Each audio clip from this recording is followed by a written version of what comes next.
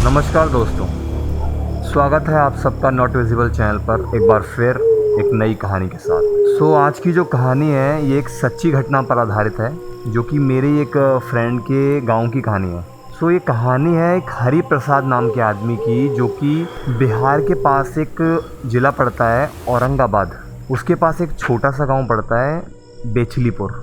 बेचलीपुर का ये रहने वाला होता है हरि प्रसाद। वैसे तो ये हरि प्रसाद इस गांव का नहीं है प्रॉपरली, ये आकर इस गांव में आता है, ज़मीन खरीदता है, मकान बनाता है और अपनी फैमिली के साथ रहने लगता है।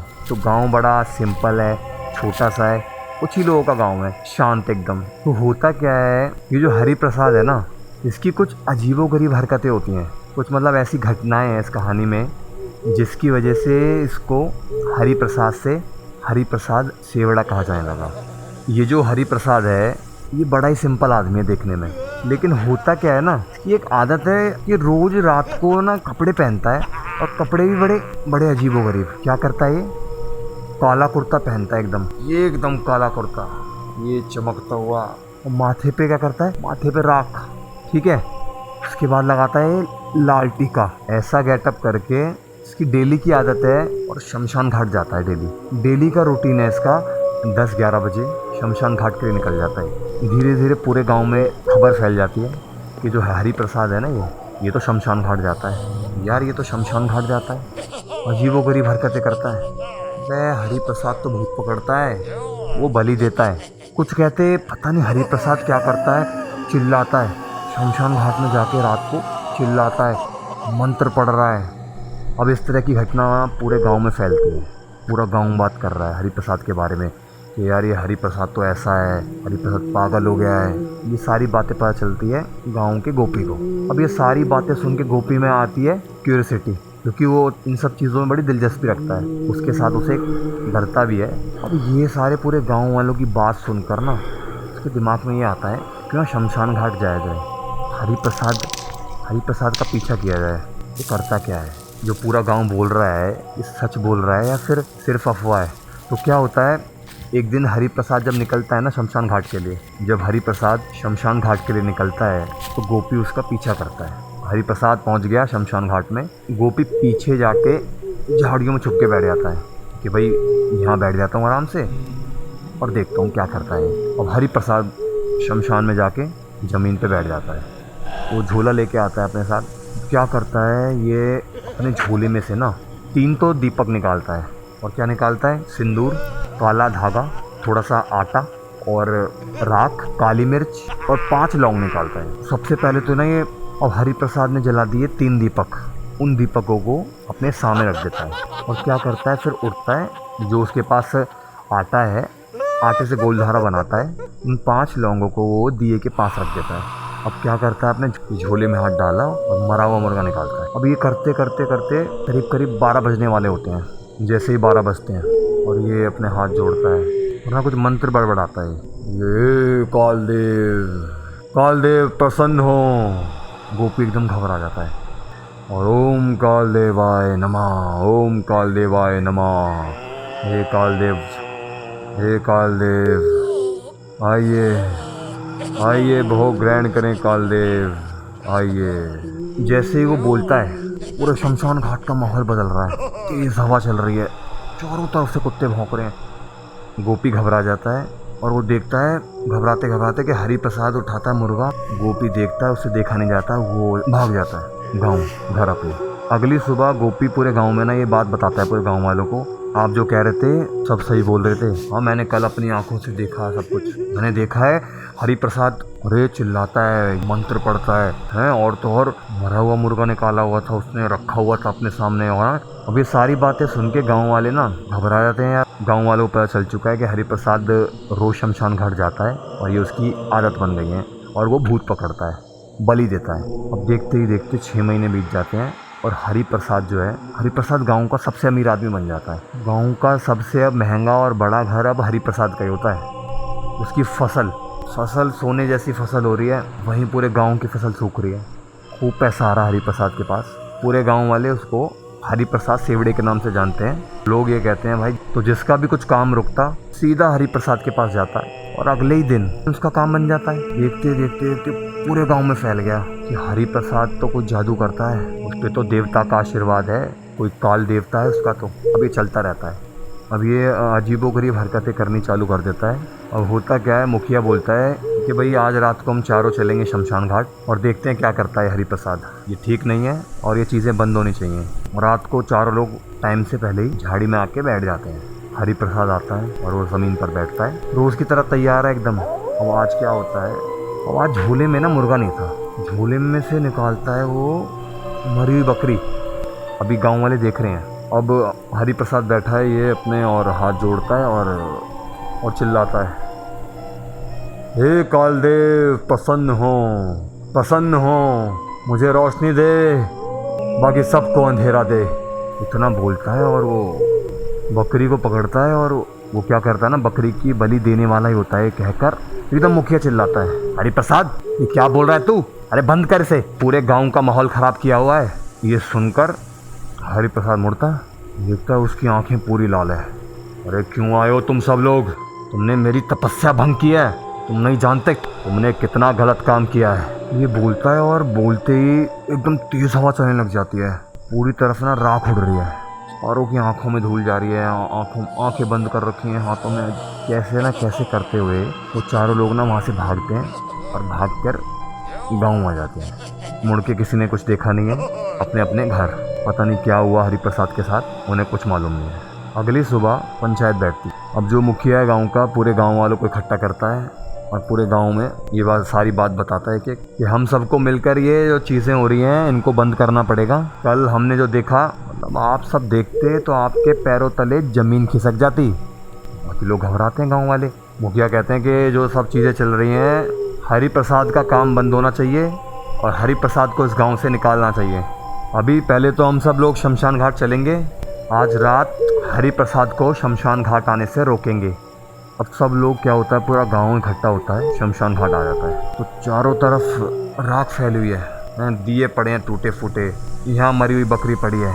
बस यहाँ एक तरफ उन्हें कुछ सोने के सिक्के दिखाई देते हैं और हरि प्रसाद का ना कुछ पता नहीं है। हाँ, लेकिन उसका एक गाँव वाले को ना उसका गमछा दिखता है लाल। कहता है अरे देखो ये तो हरि प्रसाद का गमछा है ना। तो हुआ क्या, उन्होंने पूरा गांव ढूंढा, सभी लोग इकट्ठा होते हैं और हरि प्रसाद के घर जाते हैं।